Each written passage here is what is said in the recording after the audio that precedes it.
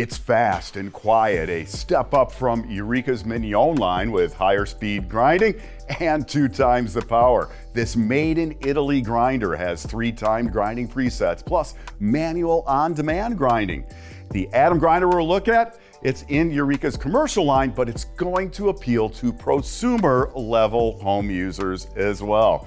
Hey Espresso lovers, Mark here from Whole Latte Love with the Eureka Atom Touch 65. Now, like many grinders with one of those numbers in the name, that 65 refers to the size of the flat burrs inside this grinder. You know, in my book, when you get up above those 60 millimeter burr sizes, you're clearly into the class of higher end prosumer level grinders, and they can go commercial. Today, I'll take you inside the grinder. I'll have test results for grinding speed, noise level, consistency of weight output, and time grinding cycles. I'm gonna do some particle analysis. That's really cool. I'll cover how the grinder operates and how you can benefit from this grinder's key features.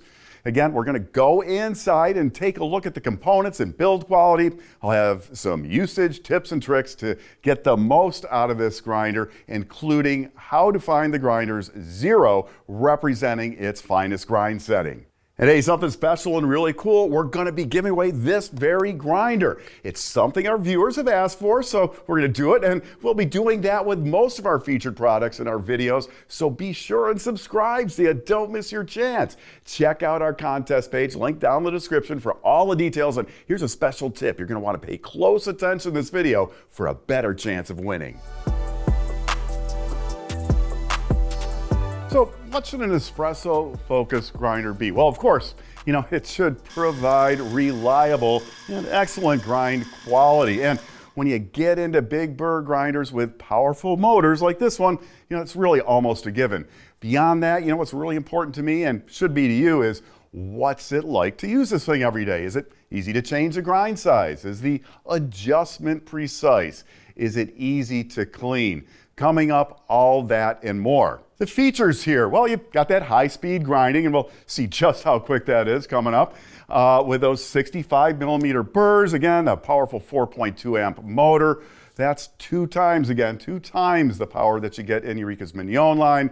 You've got that stepless micrometer regulation system. That's controlled by this large knob. It's larger than on the Mignon grinder, so easier to be more precise there. But what's really nice about that and how Eureka grinders do their thing is the top burr is stationary and it's the lower burr that moves up and down. So when you go to clean this grinder out, and I'll show you this coming up too, it's just 6 screws to get the top burr off and you don't lose your grind setting. This is a touchscreen grinder and it's really easy to use. I'm going to take you through all that and how you can customize it a little bit. It does have Eureka's silent grind technology, so it's a pretty quiet grinder, and their ACE system, which controls static and clumping. We'll take a look at that. Now you can start and stop using the touch screen, the button's right on here, or you can use a portafilter activated switch, and you can set up one or both or either one, however you like it, to start your dose. And you can do 1 to 3 preset doses, or a third dose there can be set to E on the screen here, like this one is. And when you get that, you can program that to be an extra dose in 0.1 second increments from 0.2 of a second out to 1 second. So when you need to get a little extra coffee in your portafilter, you can do that. So down here, we've got the adjustable portafilter fork. Now, that's accepted every portafilter for hands-free grinding that I've thrown at it, including bottomless, single spout, double spout, even the double spout ones that kind of come out more towards the front like I've had on some rocket machines. The grinding area here, it's got that LED light, so when your grinds come out, they're going to be lit up. That's kind of cool. You know, the Eureka grinders, they're made in Italy. They're a really solid build, and the Atom line, again, it's in their commercial line. I'm going to say a lot of prosumers are going to use it. It is a step up from their Mignon line. And if you've been using a lesser quality grinder, maybe a smaller conical burr, something like that, if you move up to this, it could be an end game grinder, you know, maybe solve a case of upgrade-itis. So it was 5 or 6 years ago that I started working with Eureka grinders. In fact, the first one I did was the original Atom. Now, I've got the Atom Touch 65 here, so let me take you on a tour through how the touchscreen operates. So right now it's in sleep, so we just see the Eureka logo. If I just touch here, we will get the main screen, which you'll see, and you can set how long you want this to display before it goes back to that Eureka logo. So up top here, we've got doses. We've got dose for 1, 2. You could use those for singles and doubles. Actually, you can program them to whatever time you'd like. Then I have this set up. We'll go through this. I have E over here. That's an extra dose. That'll give you a little between 0.2 seconds and 1 second extra dose. Or if you want to grind manually, you'd select that. Now, you can touch. I'm not going to grind any beans right now. I don't want to make a mess. But if I just touch and hold here, it'll manually grind, thinking you heard that. Or you can do the switch down here. And as long as you hold it, you'll get manual grinding. If you were set up using 1, 2, or E, if you touch either of those buttons or the switch, it's just, you don't have to hold it. It'll just grind until the time's done. But you could always stop a dose, 1 or 2 here, if you wanted to, by just touching again, and it'll hold the time. We'll talk some more about that. Now the E here, you can switch that, and I will go through that in the menu so that you could have a third dose here. But let's go through, kind of the base menu here. So there's one menu selection there, then there's going to be another one over here that we can get into. So what we've got right here is partial dose counter. That's that extra dose. So this controls the time of how long you're going to grind when you bump it for that extra dose. I like that at like 0.2 seconds because I just want to bump a little bit, get a little extra in my portafilter, so I'm going to leave that right there.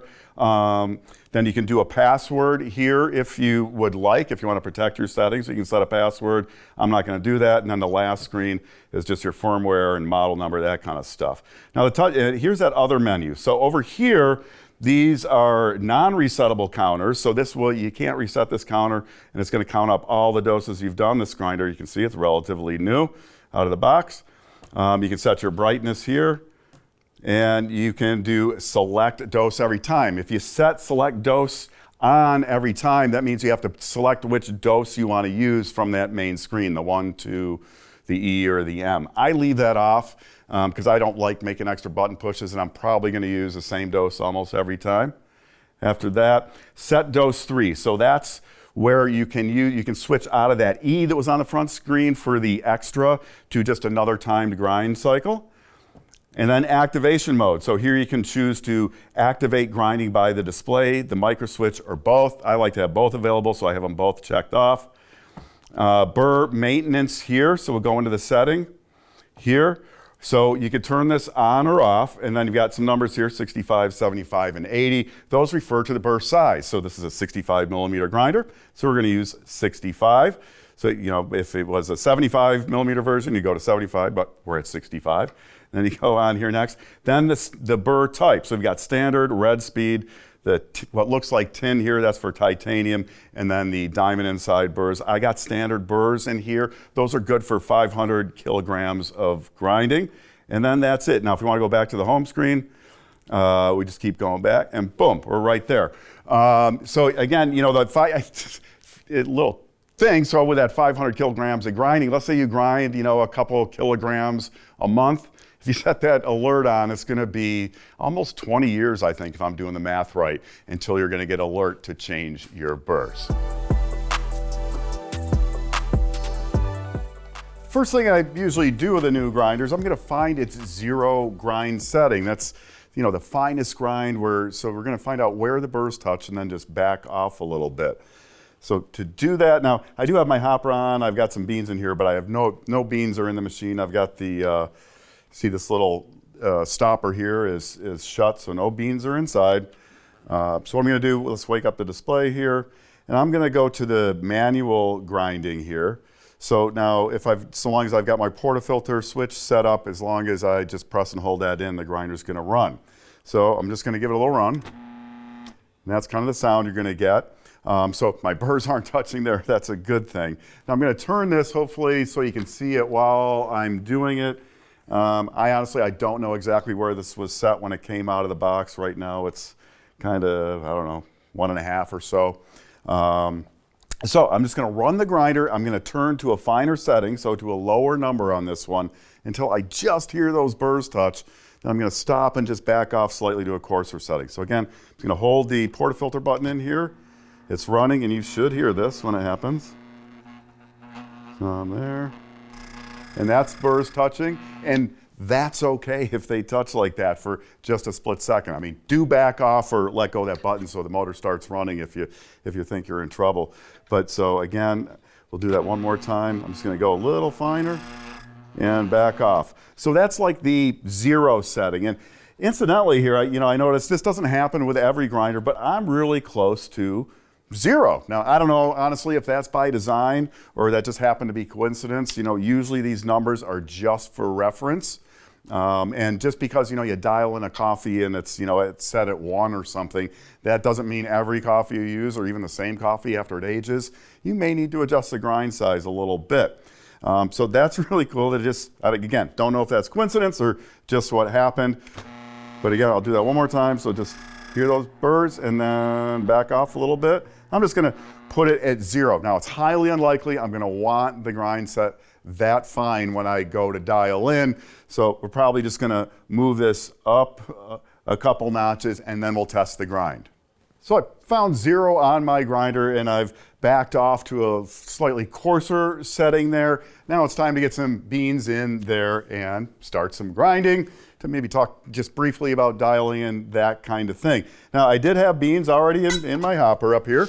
So you can see I did have the hopper stopper I call them. That was closed. So we're gonna open that up and let the beans drop in there.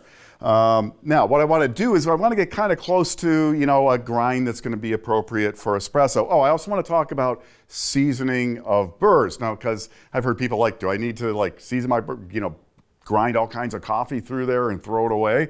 No, you don't. What seasoning burrs is going to do is just get that coating of oil on the burrs, so it's going to end up grinding a little faster after it gets that coating of oil. The other thing you may notice in a brand new grinder, this one has had no coffee ground through it yet, when you first use it, you may get a little extra static happening, especially if you're in a very low humidity environment. It's wintertime, or you have the heat on, or air conditioning or something, and it's really dry. Those oils on the burrs, that's going to help reduce any static the more you use the grinder. So my display is asleep here. Oh, and I've got this rocket portafilter here. I mentioned this earlier. It's got those spouts that stick out the front. This is going to work. I'm going to shut this off. It's going to work just fine in there, hands-free. Again, that fork is adjustable. But let's turn that grinder on. And what I want to do, I'm just going to use the manual button up here to do my grinding. So I set my portafilter in there, and I'm going to press manual, and we're going to start grinding some coffee. And I'll show this to you in a minute. It looks maybe a little fine, but we'll take a look.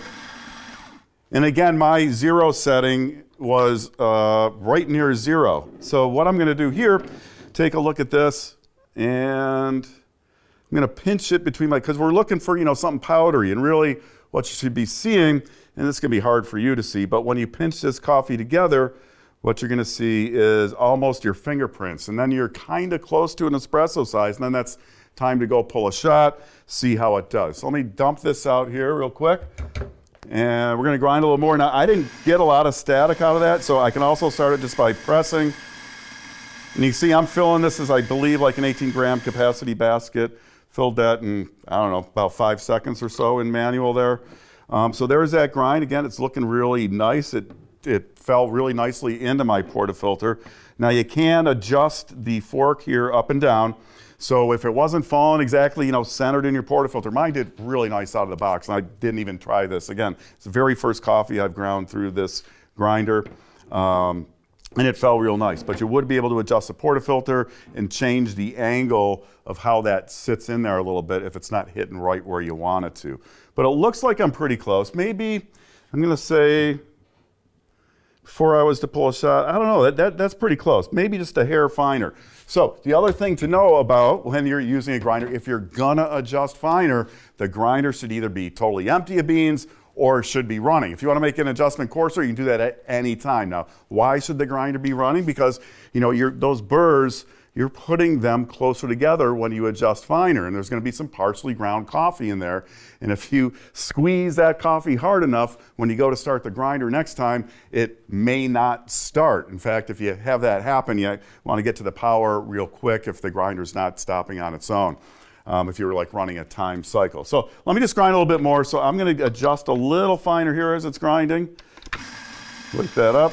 I'm just going to turn a little finer. And there you go. I'm going to just take a little pinch of this and see what that feels like.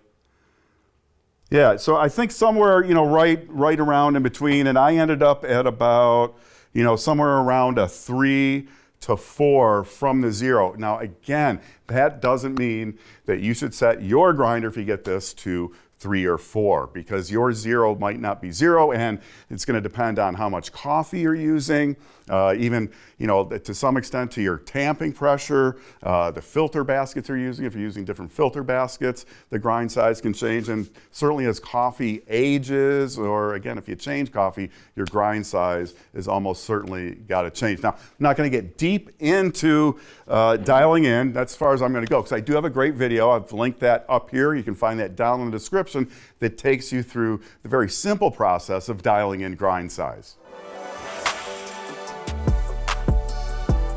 Hey, coffee lovers. Yeah, I got the test gear out now for our testing. We'll do some particle analysis.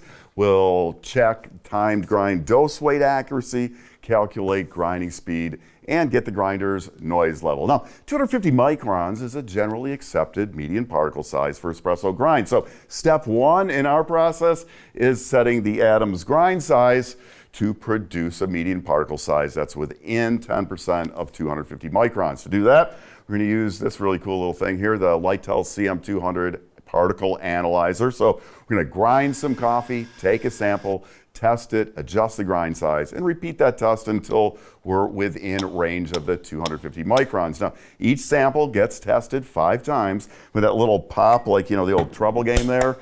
Yeah, you pop it between each test to kind of redistribute the grinds and retest it. Then we're going to average the results of the 5 tests. That D50 number you see there in our results is the median particle size. So at 238, we're within 5% of the 250 microns. Now, here's a graph of those results showing distribution of particle sizes. I'll note that very small changes in grind setting will change the graph a lot for any grinder. But the results here, they're similar to other commercial and prosumer grinders I've tested, with the majority of particles below 200 microns and then falling percentages above 300 microns. So really nothing out of the ordinary there. Now, once that grind size is in the espresso range, we test the time dosed accuracy and derive a grinding speed from those tests as well. So we do a few grind cycles to come up with a grind time that produces typical 18-gram double shot dose. For our test, that was 5.25 seconds, and then we'll repeat that 10 times. Now, across the 10 grind cycles, our average dose weight was 17.98 grams. The standard deviation was 0.23, variance 0.05. Now, looking at the data in usable terms, 6 out of those 10 doses were within 0.1 gram of the average. There's one outlier there at a half gram off, but really very consistent results. I derived grinding speed from the weight test, adding total weight output during those and dividing by the total grind time of the 10 cycles, coming up with 3.42 grams per second. Now, Eureka rates this grinder at 2 to 3.5 grams per second. And I'll note this is the 110 volt North American version, which operates at 1700 RPM. On other power systems, talking to you maybe over in Europe, the grinder may operate at lower RPMs with a slower grinding rate. To measure noise, we place that dB meter right at user's ear distance from the grinder. The Atom, it's a smooth operator. It's coming in at an average noise level of 65.6 and peak of 66.7 dBA. For comparison, many grinders like Eureka's own Mignon Magnifico and Chiato 64 millimeter burr grinders produce sound levels in the mid-70s. So the Atom here, she's a quiet grinder and has a pleasing note. Let me take you inside the Eureka Atom Touch 65 here. Need 3 tools basically to get that done, just a 2.5 and a 3 millimeter Allen head wrench and a substantial Phillips head screwdriver. So we've just got 3 screws up here. These are the 2.5, so let's get those out.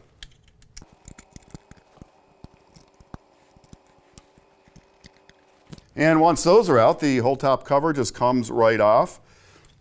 Pretty easy. Then we got these 3 Phillips head screws to get the top burr plate out. We'll do that in a second. We'll also take the front out here so you can see the ACE control system and the chute. Here's our grind adjustment right here. And again, it's the bottom burr that goes up and down. This is a static burr. So let me take out these 3 Phillips head screws. We'll get a look at the burr.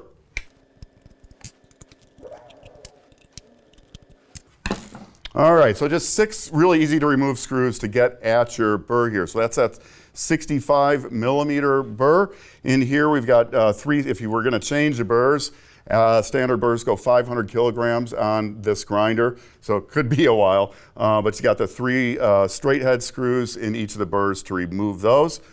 And inside the grinding chamber here, of course my grinder is unplugged because this will run if it was powered on and you hit the wrong button here, so don't do that.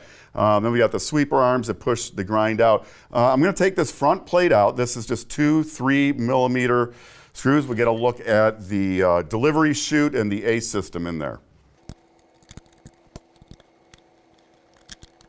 All right, and once those are out, it's just lift up and back, and you can see this whole plate disconnects really easily if you wanted to, just 3 modular plugs here. There's a little LED light that's stuck into this rubber chute up front. Put that back in place. Then I want to pull back the rubber cover here on the delivery chute so we get a look at that ACE control system. And that just presses into place. So really long, and I like the high angle of the delivery chute here. Now you can also see the little, I call it a little zigzag plate in here. That's where your grinds are going to come through, and that controls your clumping and static to some extent. So another thing I like here is the short distance. You can see here from the grinding chamber out to the delivery chute. I've seen grinders that have a lot more distance there, so you're going to retain a lot more coffee in there than this grinder would. So let's put this back together really easily. Again, it's the bottom burr that moves here, so that's going to go up and down. So when you open this up, you don't lose your grind setting. If you wanted to clean out your grinder, it's going to retain that grind setting. But let's put this back together.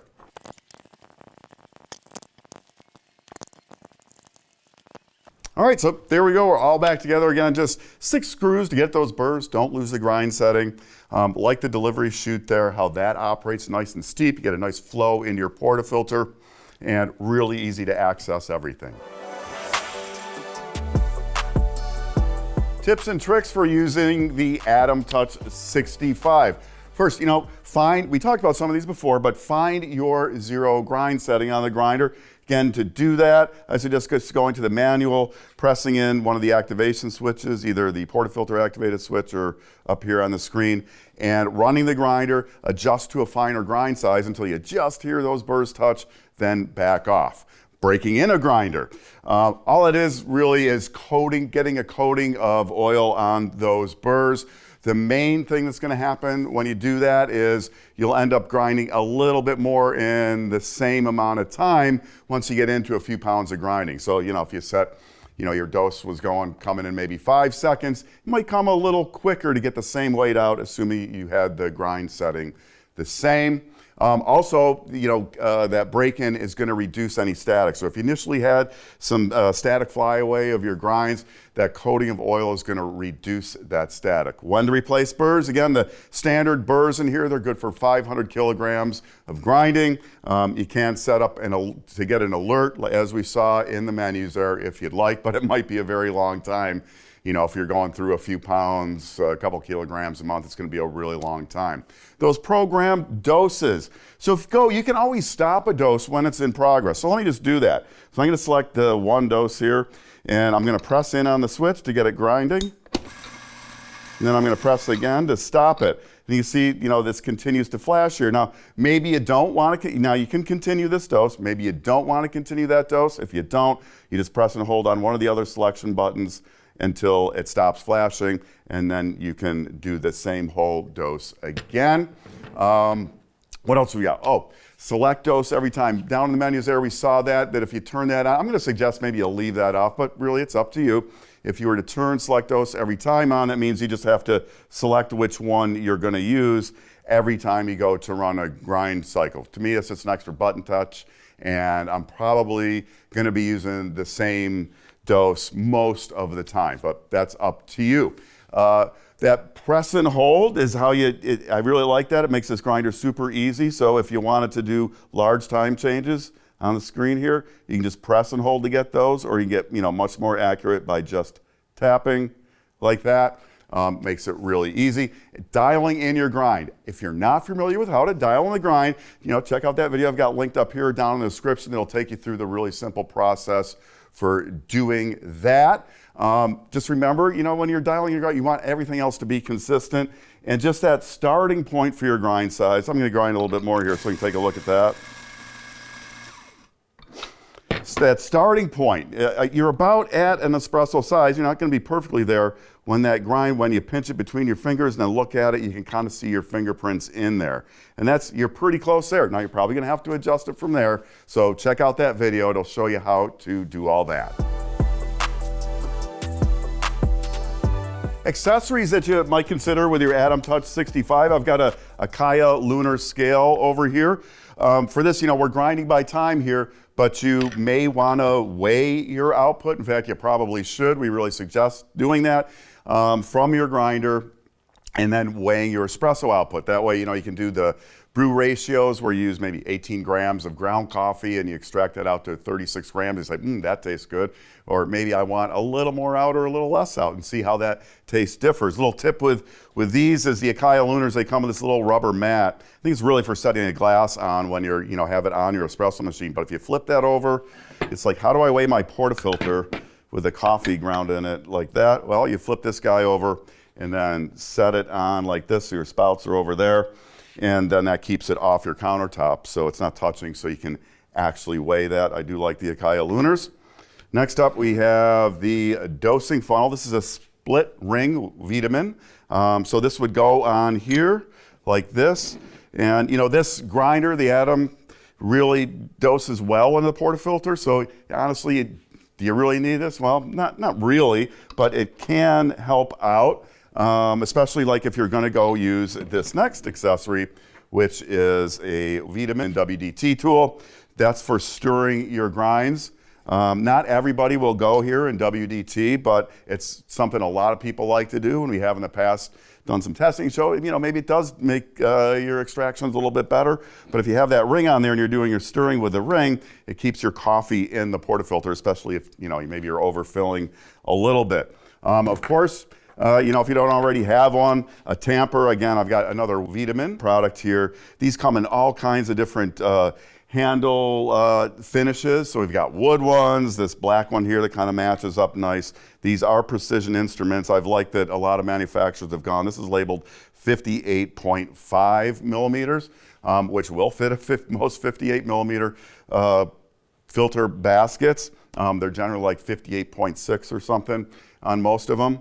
And then the last thing I have is the Ernex grinds. So this is their little pellets that you put in there, about 40 grams, and you run these through your grinder, and this is going to pick up any oils, clean out any oils from your grinder. This will last quite a while, this little bottle here, and it's gluten-free and organic, so I guess if you wanted to eat these, they'd be perfectly fine to do that. Don't suggest that though, but this will help keep your grinder clean. You run it through just like it was coffee beans, and it takes those oils away. So who's this grinder for?